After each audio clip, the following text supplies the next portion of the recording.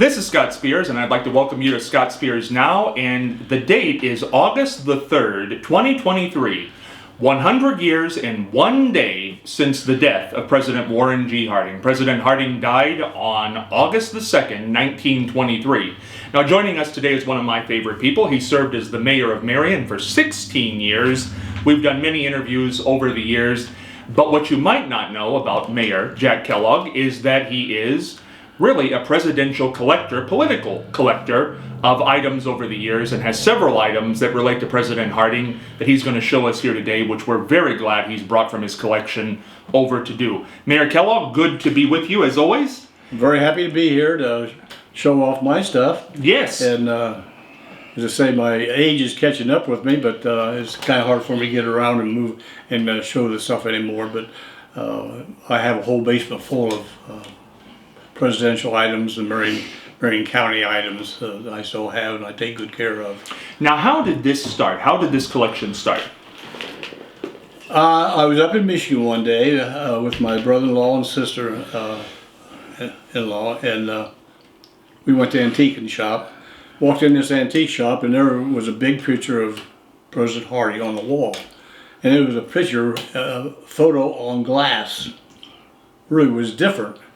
And it was heavy, the frame was bad, and they only wanted $35 for it. This was a long time ago. Yeah. And so I'm going to buy that. And I bought that and brought that home, fixed it up and showed it to people. And next thing I knew, I kept going to this store, that store, and buying stuff. And here I am. And I've already donated probably at least 1,200 items to the Marion County Historical Society about 10 years ago. So. But I still got plenty. Yeah. Now, what makes a good item? What makes something you want to buy? Well, anything that's original. It's not a reprint, or the reprints you can buy pretty cheap. But to buy the original, you got to pay good money for that, and that's what I go for, is the original items if I can find the original. I do have copies of some stuff, but I like the originals better than copies. Now, what's the favorite item that you have in regard to Harding?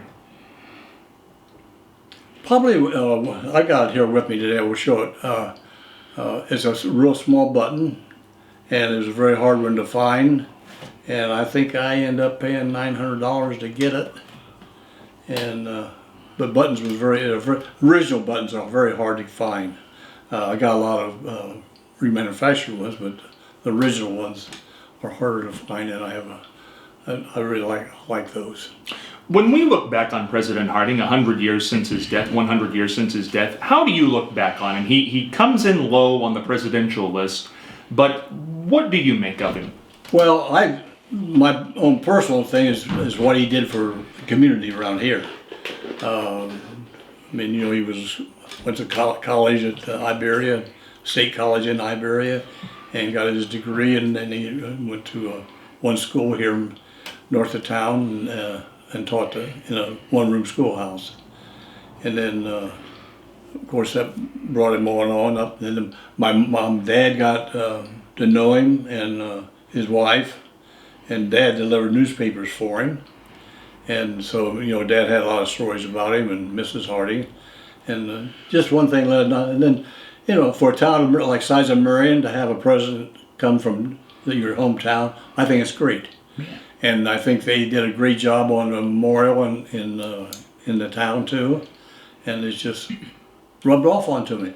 And I'll tell you one thing though, my mother was a very strong Democrat, and my dad was a very, very strong Republican. So I think their votes never counted a whole life. Canceled each other out. Yeah, right. Absolutely. Right. Now, what is your favorite story that your dad would have told you about President Harding? Probably one of the, this was before he was president or anything, when my dad was born in 1901, and they lived up on Thompson Street in the West End, and he was a paper boy. And back there in those days, they had to walk down to the building on Main Street there, or Center Street, and pick up their papers. But they always got there early, and they would have a gang out front waiting for the newspapers. And they would, of course, they would play ball or of course, there wasn't hardly any cars around, you know, it was just something just that. So they would play out there and do different things, and then once in a while they get in fights and stuff like that. And what he always remembers so strongly about that, Mrs. Harding would come out, and she'd come out there and straighten them up, and she'd whip them. And you know, you wouldn't do that today. No. But I've heard stories of Florence. I can imagine she might be that type of lady back those days. And she controlled the boys that way. But my dad just always liked Mr. Harding and got along with him doing that before, you know, went into the political field of it. So. What did you make of the story a few years ago, 8 years ago now, that he did have a child with Nan Britton, and there actually is a grandson now? Well, I didn't bring that stuff with me today, but I have a lot of stuff on it. Oh, really? I got, I think, 4 books. I've got 3 letters from the girl and the mother, and it's very interesting. I'll show it to you sometime. You have to. I'm not, you know, I don't advertise that. Right. So now the letters are from Nan Britton. Yes. Oh, that's and the interesting. daughter. And the daughter. Yeah.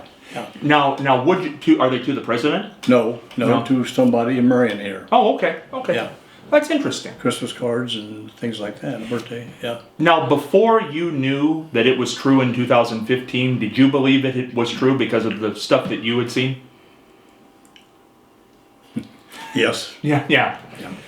And, you know, it turns out, you know, DNA proved it, I guess. Well, yeah, knowing him and knowing some of the things that I know about the White House, you know, it happened with the White House and everything, and knowing the stories and everything, I kind of believed it. But I got a copy of the newspaper. It came out, you know, verifying the facts and everything. So, but I didn't bring it today. No, it's an interesting story. That's for sure. Right. And yesterday on the anniversary, we had the grandson on, and it's always interesting to talk with him. Is that right? He's very pro Harding, which is good. Yeah. Very proud of his grandfather. Yeah. All right. Now this picture here, the first one we want to look at here. There's a teacher in this picture, which is great. Yeah. This is a picture of the front porch campaign, and that little girl standing right there is Mary Jo Stafford, which grew up to be a school teacher in Marion, and for a long, long time. And as a matter of fact, she was a school teacher when I went to Harding, and I know her very, very well. And I will say one thing: she was a Democrat too. Oh, okay. but her and I always got along, and she knew I was a Republican, and she, especially after I ran for office. So, but I think that's a real nice picture to have with a little kid so interested in the president. Everybody's talking on the front porch. Absolutely. Yeah. So That's right. that's a good one, and that is not a copy too. That well, it is a copy, but I mean it's been a long time ago when it was made. Right. Yeah. Now this is from Inauguration Day, President Harding's inaugural. Yeah, this is a day in Washington when he was inaugurated as president of the United States, and that is original copy. That's not a copy. That's the original one. So I bought that. Well, I can't remember where I bought it, but it was nice to gift that. And I got 2 others with that. I think they're.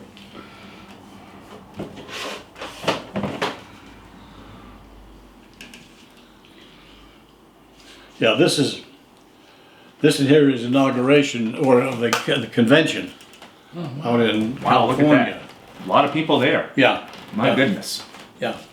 And that was out in California, and that was a real good one there for. July 6, 1920, the Republican Convention. Yeah, this is another one of it too, which is. My goodness. I have these hanging down in my basement. So. Yeah, very nice. Yeah. People certainly came out in those days Yeah. in big Now crowds. this is here. I just got this not real long ago. I'll show it. Is a fan. Oh, look at that. But this is an original one, and very, very difficult to find and buy. I paid for that, get that one. But on that side it's like that, and on the other side it's like that. And I always wanted one of these, but I just found this about a month ago. Is that now? They used those during the campaign. During the campaign, yeah. Yeah, and his slogan was "America First." Yeah. Harding for president, America first. Yeah. Wow, that is very nice. An original. Yeah. Rare item there from Warren G. Harding. Okay, this one here is just a picture of Mr. and Mrs. Harding on the voting day here in Marion when he ran for president, and that's been to the voting that day. Oh, this would be the 1920 election, Yeah. November 2nd, 1920. Yeah. That's Florence and Warren G. Harding going to vote. And I imagine they voted for Warren. Now that would have been the first election that a woman, coming to be first lady, would be allowed to vote in. Yeah, right. So before that, Right. Florence would not have been able to vote. Yeah, well, that's why the campaign, there was so many women in the front porch campaign all the time. Absolutely. This is a book of Plain Dealer, and it has just copies, but of Harding of different things in here. It's a very interesting one. I don't remember where I got that. Yeah, the Cleveland Plain Dealer are still running up there. Yeah. Thank goodness. Yep. That's one of the rare things that are still running up there. But a lot of Harding newspaper clippings in here. There's one of President Harding. President Harding.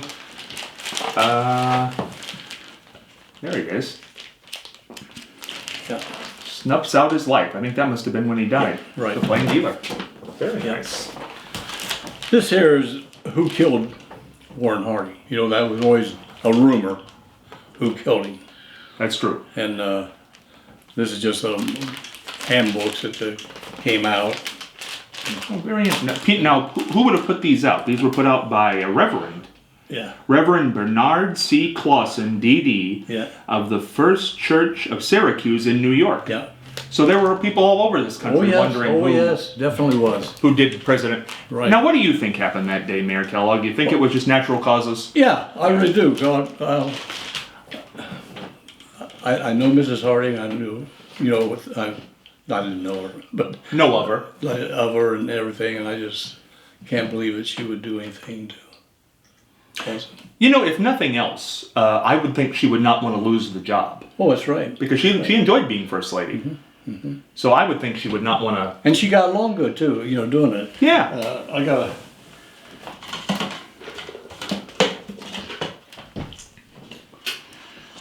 Well, that's just a convention. That's not hard.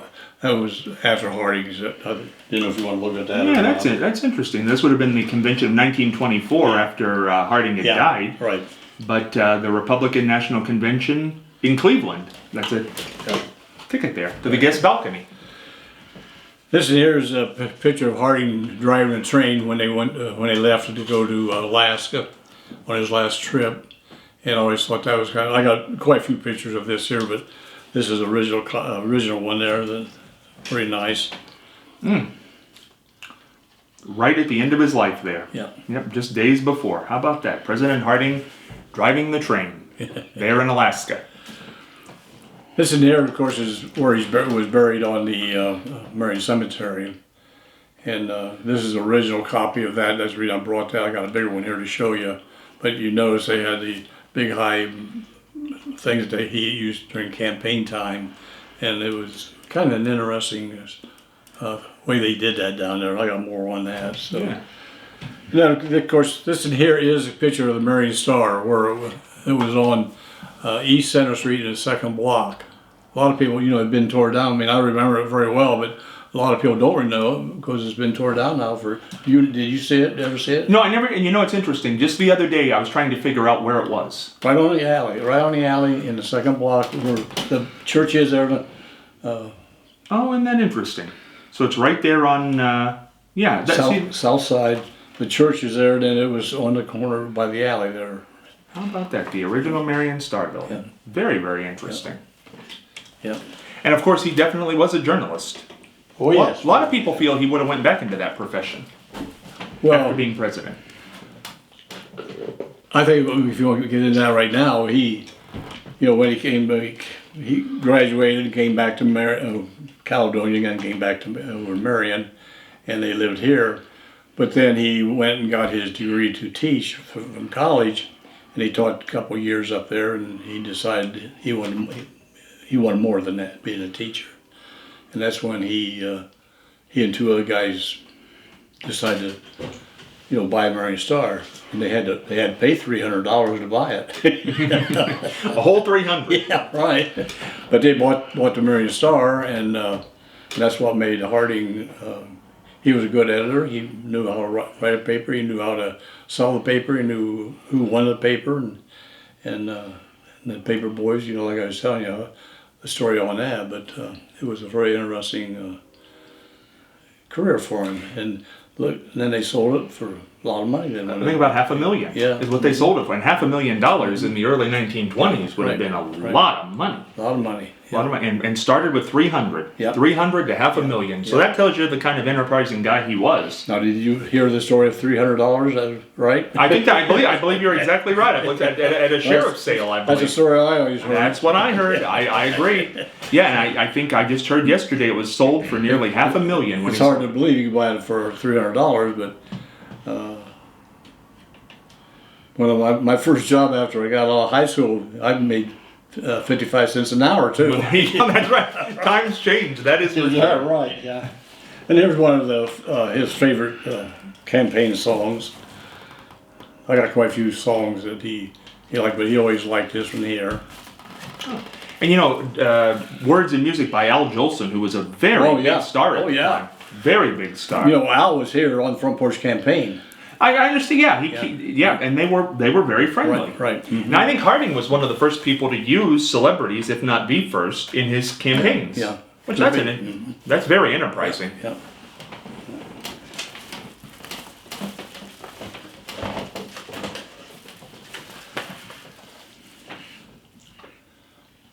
Okay, this was a book of the songs that he used while he was campaigning. And so people knew what songs to sing. I suppose they handed these out, and but the different songs in there that he used while he was. Oh, how neat! Republican Campaign Songbook by Warren Harding and Calvin Coolidge, put out by the Republican National Committee. Yep. Very nice. This video I just stuck in there is Christmas at his house, how they decorated and everything. And matter of fact, they still try to decorate as near as they can the way he used to do that. And while we're on this picture here, when they got married, matter of fact, they built that house to move into when they got married. And they got the house done, and they wanted to get married in. They wanted to get married at the bottom of the stairway there. And of course, Harding did not get along with Mrs. Harding's mom and dad. Well, it did her mother, but not the dad. And they fought awful. And the mother wasn't allowed to go to the house for the wedding or anything. But she did sneak in the back door and watch the wedding. Wow. Amos Clayton. Yeah. Amos Clayton. Yeah. Mr. Hart. I think they did patch things up later. Yeah, they did, yeah. Thank goodness. And here's, this book here is, I don't know if I bought both of them or not. This is a book that she was reading to him the day that he passed away. Oh. And this is quite an interesting little book, but this is what she was reading when he did pass. That's interesting. And I got two of those books. A Calm Review of a Calm Man by Samuel G. Blythe. Yep. This is what was being read to President Harding as he was dying in August 2nd, 1923 in San Francisco. This picture, this here is from out in Colorado, no, in I don't forget what state it's in, but this is the last town that he gave a speech in before he went into California and passed away. Wow. And I was just lucky to get that one day. I saw it advertised and. Welcome President Harding to Tacoma, July of 1923. Tacoma, probably Tacoma, Washington. Yeah, over there on the Washington. Yeah, very interesting. Yep. Yep. Isn't that something? 1 month right before he passed away. This is a campaign knife. You probably can't if you'll take a picture of it or not. But I had a hard time finding this, but I finally found one and I bought it. This is a campaign knife that it's got the. Oh, interesting. Yeah, it is very interesting. Antique pocket knife with Warren G. Harding's photo and American flag displayed on one side. And yeah. An antique pocket knife there. This book here is the only book that he wrote himself. And this, I had to have it repaired because it was in really bad shape when I got it. But it is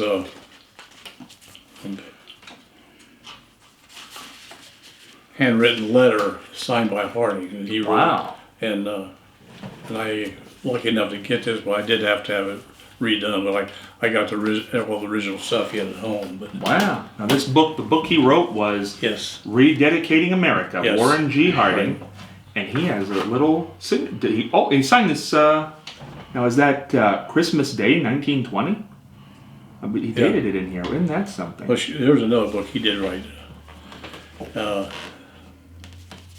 too. So President Harding's hand, that's Yeah. neat. Very nice. Yeah. Another book written by President Harding. Now this would have been Our Common Country, written by Warren G. Harding. these are postcards. I brought these so you can look at them. You may want to take a picture of anything you want to take there and show it on a film there if you want to look through there. But Yeah, postcards postcards, yeah.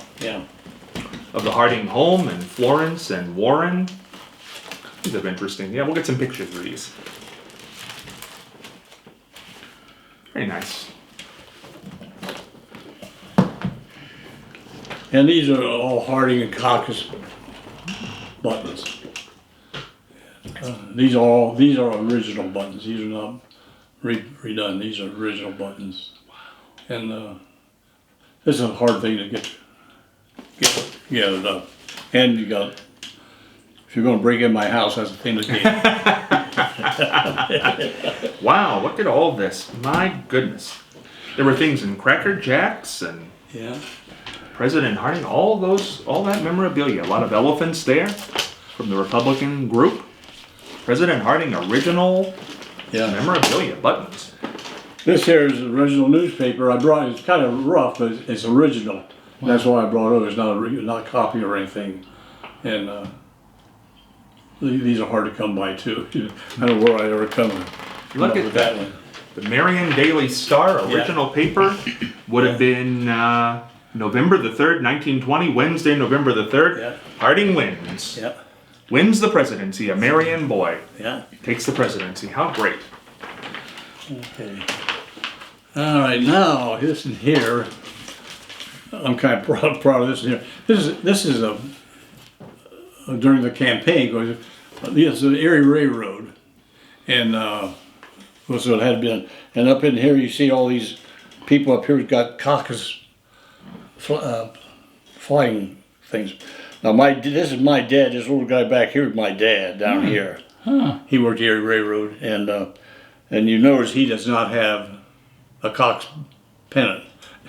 He was a Harding man. He was not a Cox man, not. But I thought this is cute. I've had this for a long time. Both my dad had it, so but that's my dad there. Oh, very nice. Look at that. Yeah. Yes. Now Cox was the man who ran against Harding in 1920. And see, he was from Dayton, so not too far away, and it was quite a battle. It was quite a battle. So both men from Ohio. And both of them was in newspaper. Mm-hmm. Newspaper business. Isn't that interesting? Yeah. And both of them, I guess, also had a little bit of interesting lives. Oh yeah. Yeah, they did. Mm-hmm. Yep. And this here is just a picture of the president and the vice president. I always like this. This is an old one. I don't know where I ever came across this one, but I always enjoyed that one there. So. Yeah, that's a very good picture. Yeah, that's the two men together. Now you rarely see that. Yeah. They didn't spend. I don't know if they spent a whole lot of time together, but there they are. Calvin Coolidge and Warren Harding. Yeah. Right. And this is the one that was in the Marion Star last week.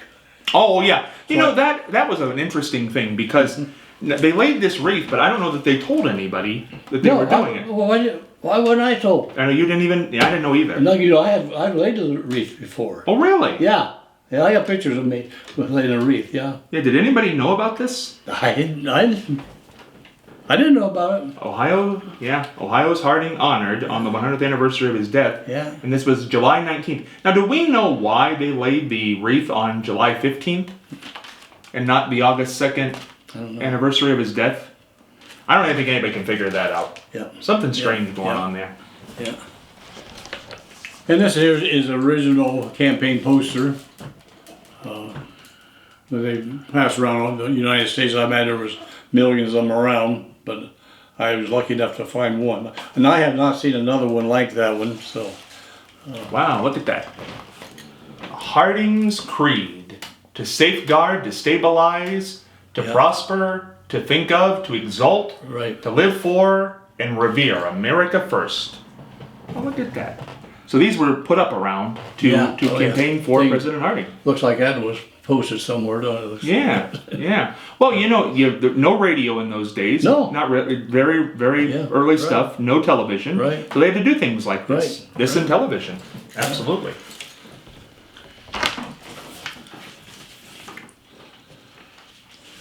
And here's the day of the funeral at Marion Cemetery where they put him, kept him up there. And I just got this not too long ago. It's a nice one. A lot of people turned out. Yeah. Oh yes. A lot of people turned out for the funeral. This was the funeral was held in the Marion Cemetery. Yes. Right over by where the receiving vault Right. is. Look at that. Yep. And a lot of people don't know about that receiving vault. That's an interesting place to visit. Oh yeah. It's still there in the Marion Cemetery. Matter of fact, and this is another picture, but did you know that there was a dog came there the day of the funeral, and that dog stayed there because the army was there guarding it as long as he was in there, and that dog stayed in the cemetery until he was moved over to the. No, I didn't know about that. Mm-hmm. Do they know where the dog came from? No. But the dog stayed. The dog stayed right there From the funeral till the time they moved him over to the Harding Memorial. Never heard what they did with him after that. Well, that's interesting. Yeah, but the army guys, I suppose they fed him. Yeah, somebody had to. Yeah. But they were there, guarding it every day.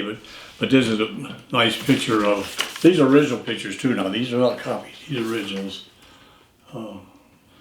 That's how the army took care of him over there. Because he was in the receiving vault for what, 2 or 3 years? Yeah, 3 years I think Wow. it was. Yeah. They definitely had the army lined up for that. Yeah. Goodness gracious. And that's in front of the receiving vault. Now, for people watching this, you can still go over to the Marion Cemetery. Right. The receiving vault is still there. Still there, yeah. Still well intact. Yeah. And I think it's hard for a lot of people to believe that a president was here in Marion. Oh, it is hard. It is hard to believe. It's been such a time now. Yeah, it's been a century. As I say, he he was born over there east of Galleon, and one-room house almost, and then they moved, to around Iberia over there, and he became a doctor, and she became a doctor too. Then they moved to Caledonia, and lived in there for quite a while. Then he moved on over to Marion, and had an office there in Marion, a doctor, and then he did a great job with Warren getting him fixed. Well, he had a good family, a pretty nice family, and I wish the house was still standing there on Center Street, but they tore that down quite a few years ago. But that was a nice home too. And then he did so much in Marion, his mom and dad, and he did the newspaper and everything. He was just a top-notch guy around here, and I wish I knew him. But my dad, I say he knew him very well, and thought quite a bit of him. So no matter what the historians say, everybody who met him seemed to like him, and that says something for the man. Yeah, we're going to take a quick break here. We're going to come back with Mayor Jack Kellogg and talk more about President Harding after this quick break. Hey, Scott Spears back here, and we've been chatting with former mayor of the city of Marion, Jack Kellogg, mayor for 16 years. We showed some great pieces here of memorabilia from his Harding collection over the years, and I want to talk with Mayor Kellogg a little bit about his political career. Did Harding have any influence on you getting into politics? Well, I think so. I think I didn't have my sights set for the president, but a lot of people. I'm from the west side of Marion, you know, if you live on the west side of the tracks, you're not a good guy. But but I had a good career in school.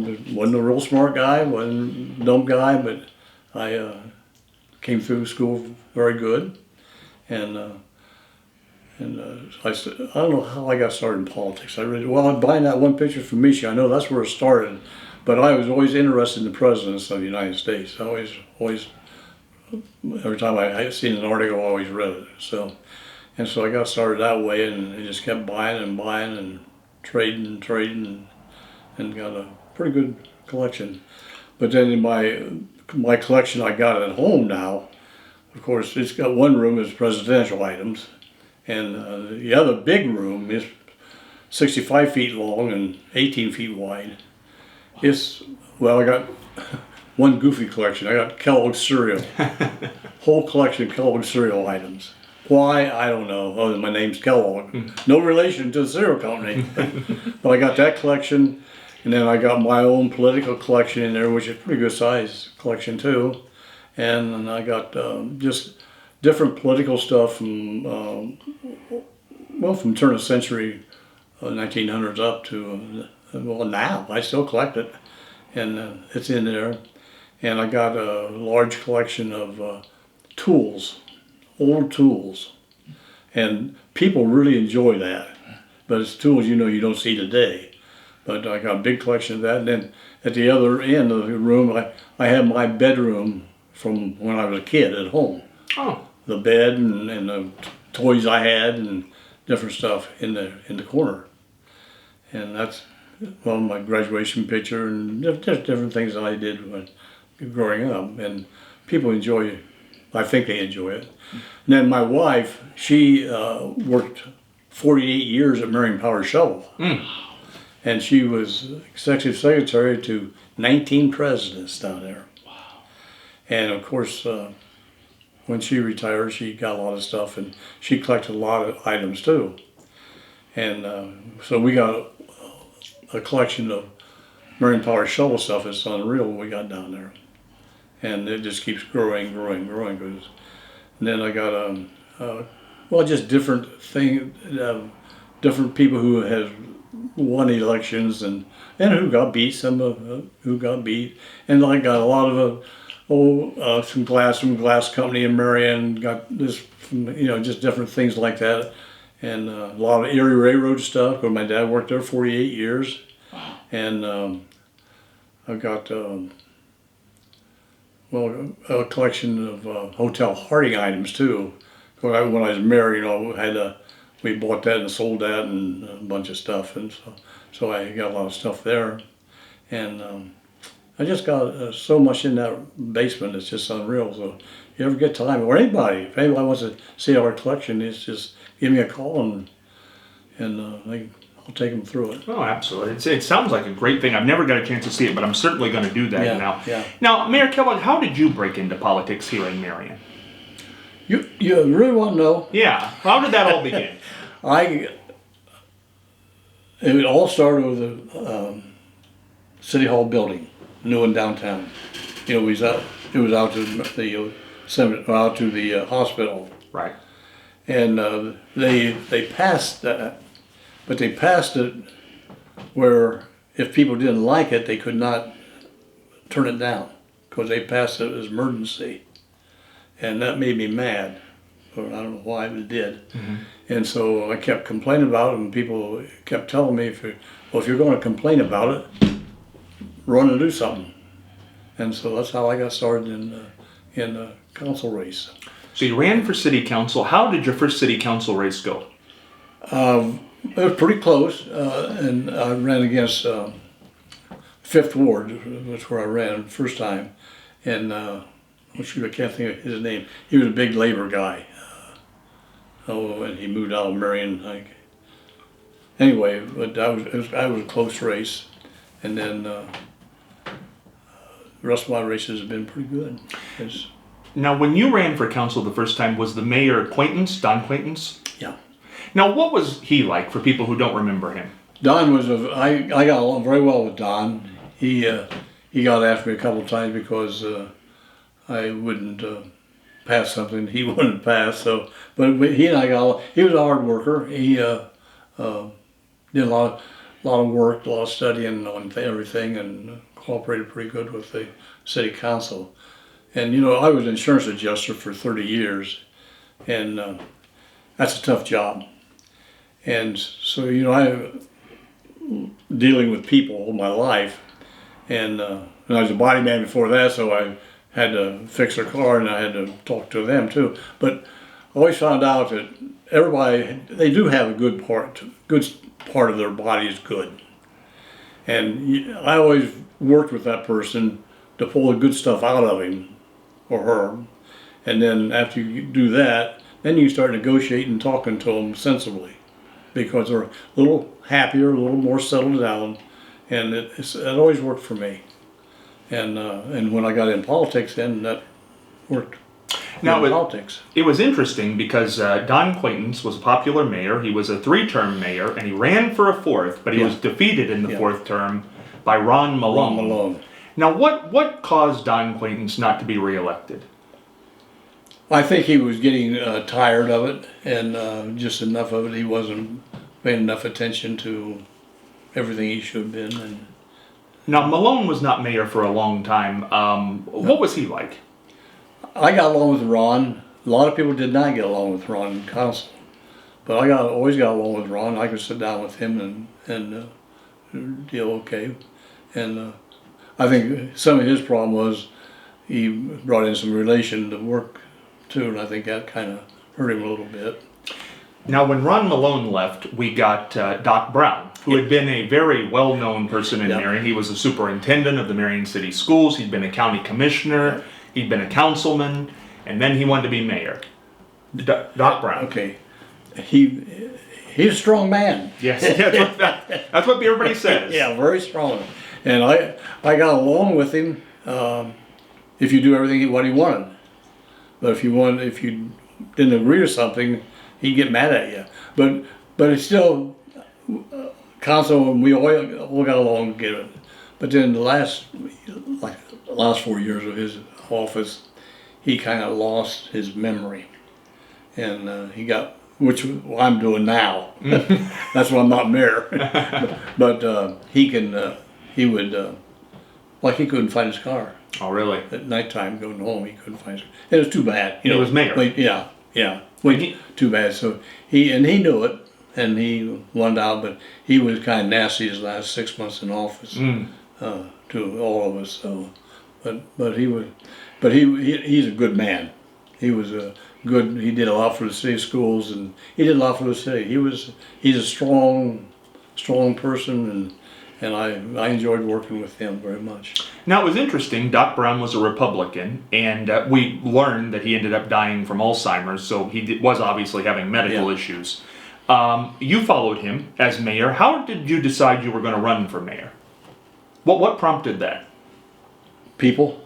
Coming to you? They just kept wanting me to, and the council wanted me to run too. And I really don't know why they wanted me. I could get along with people. Well, and that's what they always say, and that you got along with the Democrats and the Republicans, which seems to be a trick now. Right. Oh yeah. He's like Mike Thomas. Yeah. He's a strong union guy, and and everybody knew that. But Mike, if he wanted something, he'd come to my office and talk to me. Yeah. And we worked out, like Clinton Street out there. He wanted that blacktopped and curb and guttered. And then they built that school down there. But anyway, he came up to me and talked to me and see what we could do, and we got it done. And I know the Democrats said, "How in the world did you get that Clinton Street done?" He said, "You ever think about going in and talking to him?" So, Yeah. Well, when you read now of what's going on, city council, they vote party lines, and you can't deal with each other, and people obstruct things. What do you make of what's going on? Positions you used to be in? I think, I just think things have changed that much in the country. People are more independent or more selfish, or they don't like people, and they want to fight all the time. And I think it's just the time of the generation we're into right now. And it's going to be. I hope we can get over it and get it straightened up again and get back to it. But look at National. The same way there. Who's right and who's wrong there? And both sides are bad. But it's a shame that what's going on in the country. And I tell you, if we don't straighten it out, we're going to lose our country. It scares me. It's certainly different times we're living in. It scares me. Now, in '92, when you decided you were going to run for mayor, Doc Brown was the mayor, Republican as well, but you said he was having some medical issues. Right. And was not very nice to anybody the last 6 months. How did that come about that you would be the candidate and he would be leaving? Well, I think he just, I think a family knew he couldn't run again, and they was convinced him of that. And I think other people, and I think he knew it too. I think he realized that time's over for him. Now, were you and he okay at that point? Yeah, but he was real nasty to me after I won until he got out of there the first year. He was very nasty. Really? Yeah. We did not have a change of partnership at all there. He dumped everything, and I went in a new office. And Do you think he just didn't want to go? I don't know. He didn't talk to me after I won the election. Really? Did you ever speak to him? Oh yeah. Well, I always spoke to him. Oh, so yeah. Oh okay. yeah, I always did. Yeah. Yeah. But Yeah. he just, that's a tough illness. And I think when Oh, you're it a is. big guy like him who wanted to do things and wanted to be active, it probably was very hard for him to let go. Well, he was. He ran the schools in a tough time right there too, and he did a good job, I think, of running the schools. Very good. Now, And he did a good job as mayor too when he was first put in there and ran. So. Now, and you set the record, 16 years, longest serving mayor in Marion history. And people were glad that you stayed 16 years, and I think they would have liked if you would have ran again. Yeah. Well, why did you stay 16 years? Did you enjoy the job? I really did. I enjoyed the job. I enjoyed people. I enjoy working with people. But being an insurance adjuster has helped me tremendously, because being an adjuster, you deal with bad people a lot of times, and you learn pretty quick how to handle it. Now, when you were mayor, what was your biggest accomplishment? What were you most proud of in that 16-year period? Well, the best, I think, was getting Kellogg Parkway out there, buying all that property for the.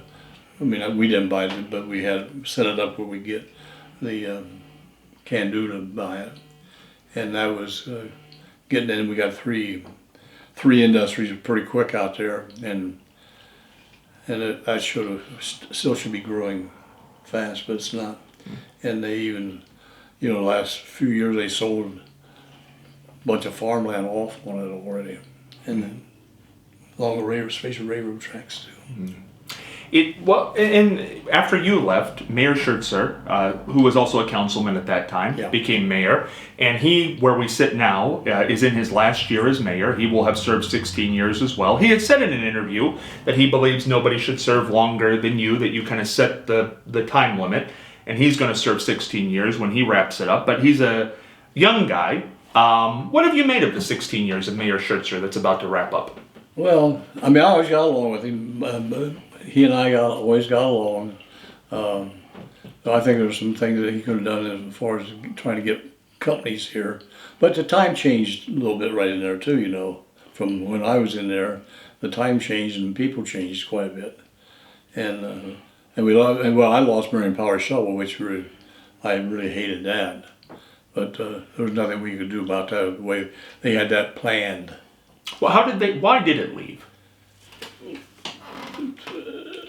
About three different sales of two sales. And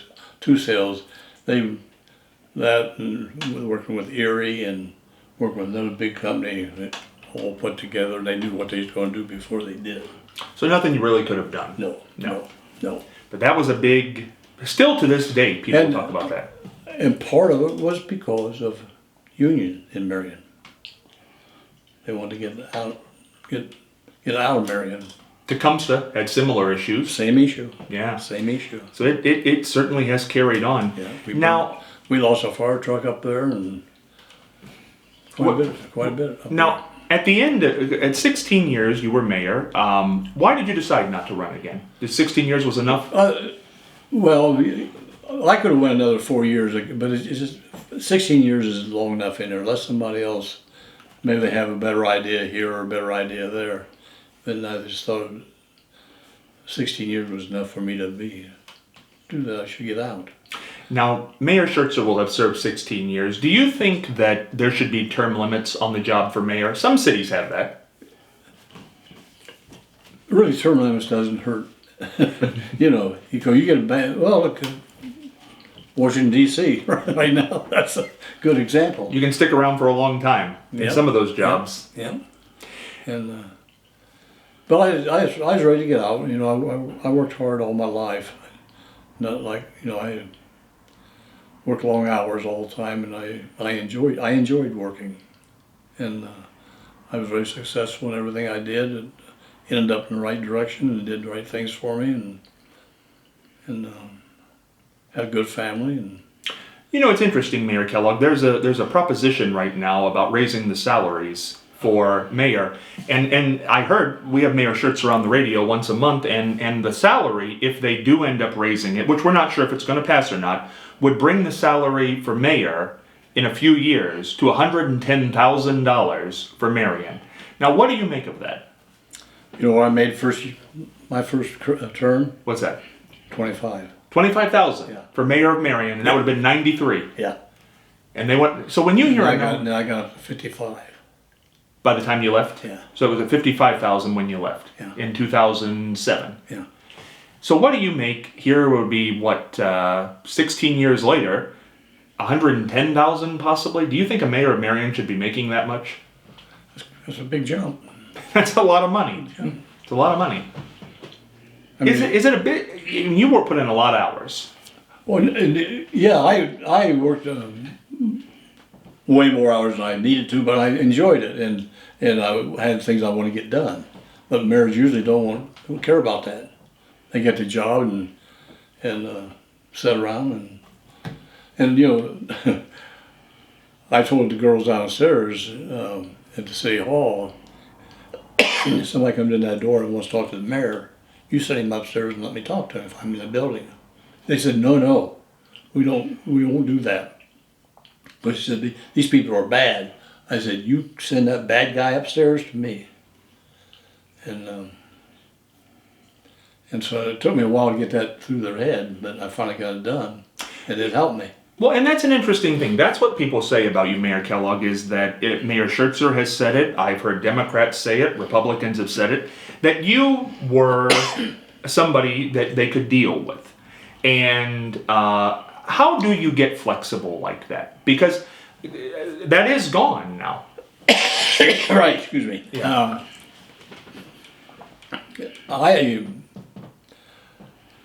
Well, I don't know. I think it's the job I had with insurance.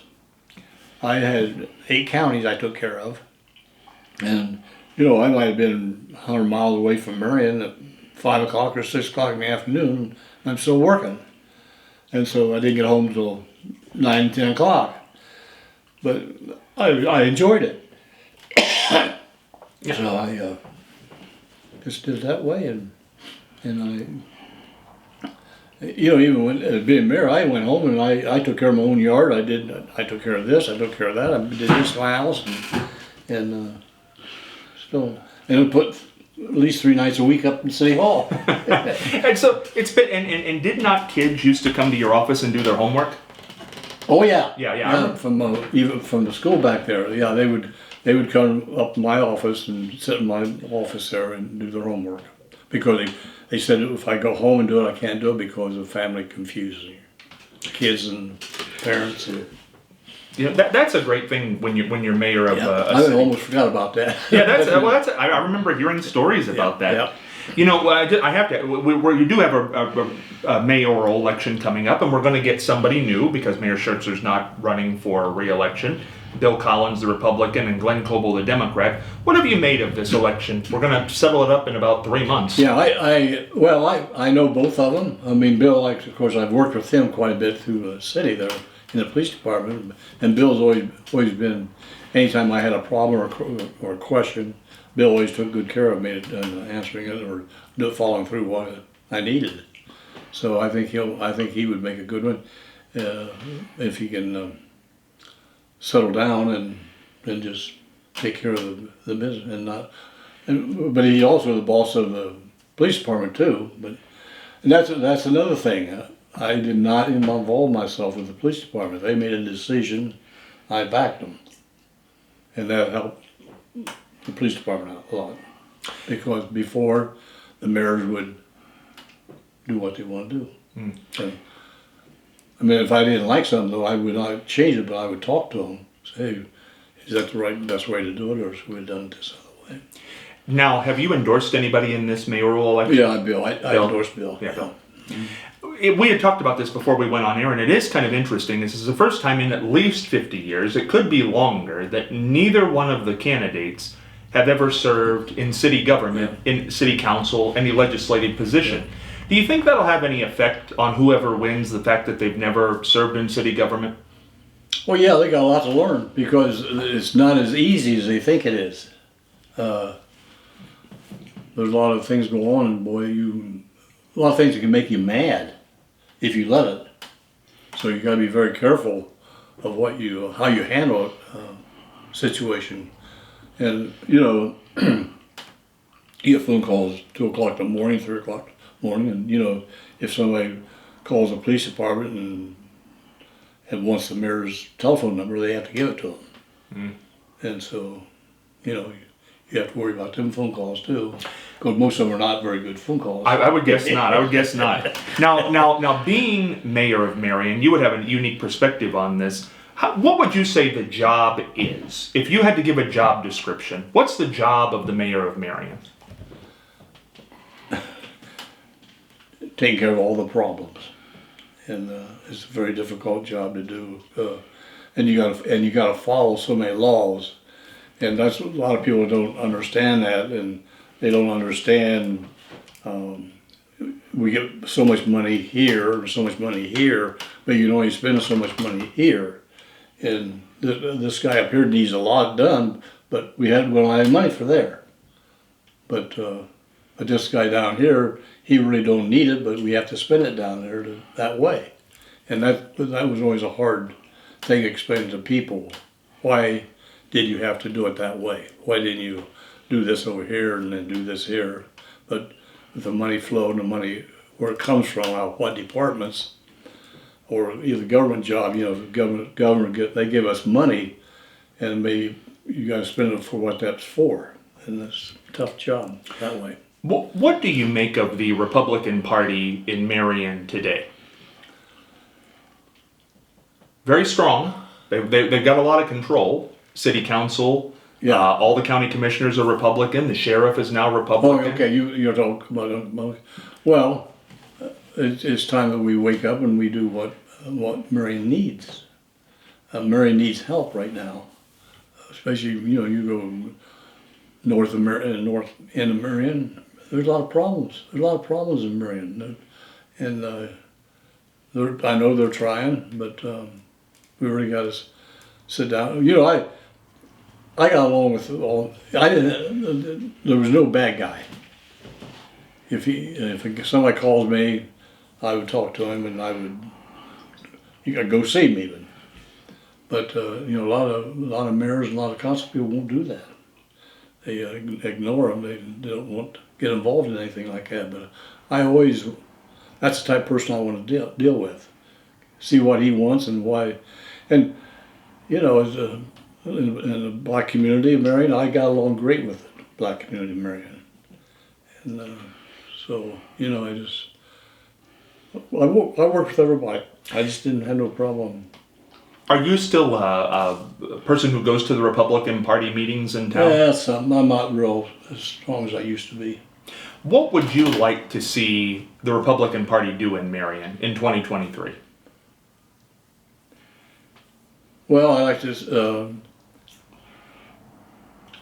establish things that will be a benefit to Marion and all the people of Marion, not just a selected few people, and and parties, Democrats and Republican parties can get on a sideline and support something that is not helping anybody here. It's all helping this person over here. So you got to spread everything around the town and make the town better. 'Cause right now, the North End of Marion's got problems, and we got to do something about that. We got to get that back in. And even where I live on the boulevard, you can't believe the amount of cars that go on that boulevard anymore. I mean, it is just bumper to bumper almost. And repairing streets is another bad thing. But you got to spend the money where the money can be spent on repairing streets, and people don't understand that. And that's but you got to work hard on that, and you got to have good, people in all your departments that knows what's going on, especially in the safety and service is very important. And I always watch that pretty close, and I had good luck around. Well, I was fortunate. I had good luck, but I worked that way. I worked hard to get it that way. And did you ever miss the job in the 16 years that you've been out of it? Did you ever miss being mayor? Oh yeah. Yeah. But I'm glad I'm out. Yeah. Well, I really enjoyed. I enjoyed being there. Yeah.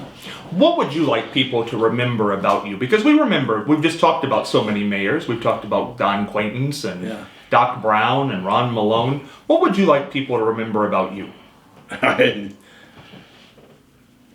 Well, I did the best I could do to help the community out in all phases, in all areas that we got a lot accomplished in every section of town pretty well, but right now it's not going that way. Do you think there's a reason? What would you say the reason is that we're not going in that direction? Well, a lot of it is the United States. Things are changing so fast that people don't.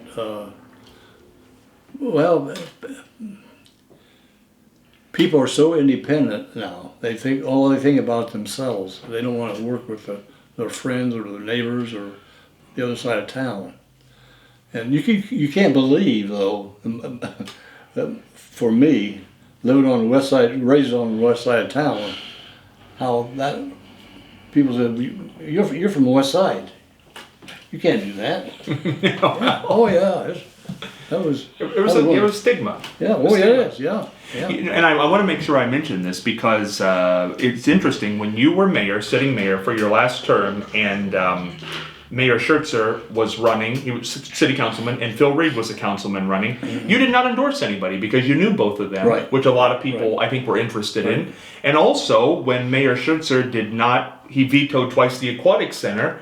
You backed him on that and said that's the right decision. Right. So you did, even after you left office, work across party lines. Yeah. And I think a lot of people appreciated that with you. That it wasn't all about the party. No. It seemed to be about the people of Marion and what decisions being best made. See, I was county chairman of the Republican Party for 6 years here. Long time ago, but... Yeah. Mayor Kellogg, it's always good to talk with you. I've always enjoyed it. I'm so glad you brought the Harding memorabilia because I think we do need to celebrate him. Yep, on we sure the do. 100th anniversary of his passing. And Mayor Kellogg's got a great collection at his home. Get in touch. It'd be a great thing to see. I certainly am going to go do it. Mayor Kellogg, it's been fun. I'm so glad you came in today. Happy to be here. Mayor Jack Kellogg, one of my favorite people. For this episode, Scott Spears heading for the dugout.